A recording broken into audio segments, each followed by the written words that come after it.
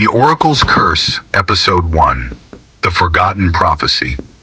In the land where three hills meet and the river hums songs of the old gods, there lived a girl who was never meant to be born. Many seasons ago, long before your grandmother's bones grew tired, there stood a village named Ijanla, nestled between three mighty hills, and fed by a river known as Essenmiren, the River of Whispers. Ijanla was a place of peace, rich harvests, and strong warriors.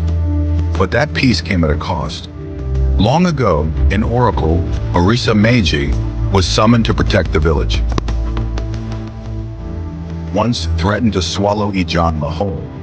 But in return, the oracle left behind a warning etched in stone. In the year of the two moons, when a child is born outside the sacred line, the curse shall rise.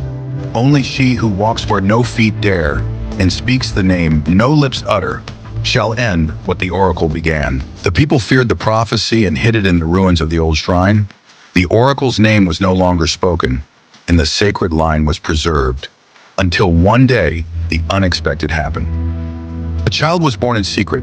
Her name was Moremi, a girl with a birthmark shaped like a crescent moon on her palm. She was the daughter of a runaway princess and a stranger from the east. Raised by a lonely herbalist, Moremi grew up wild and curious, always climbing hills and picking herbs where no one dared to go. She had dreams, strange ones.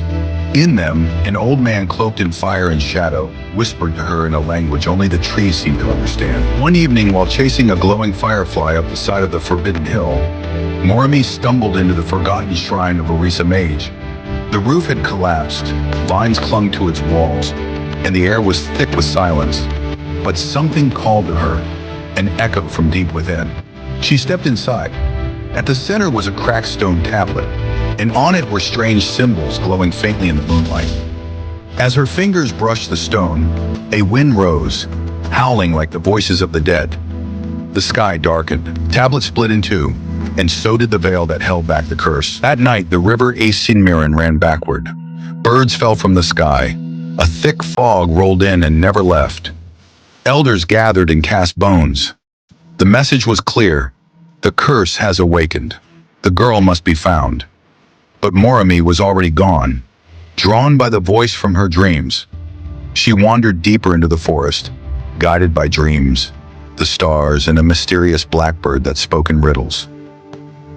In the heart of the forest, beneath an ancient Iroko tree, Moremi met the spirit of the oracle.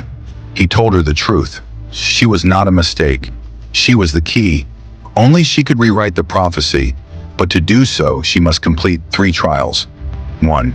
Face the guardian of the hills. 2. Drink from the river of eyes. 3. Speak the name of the forgotten one.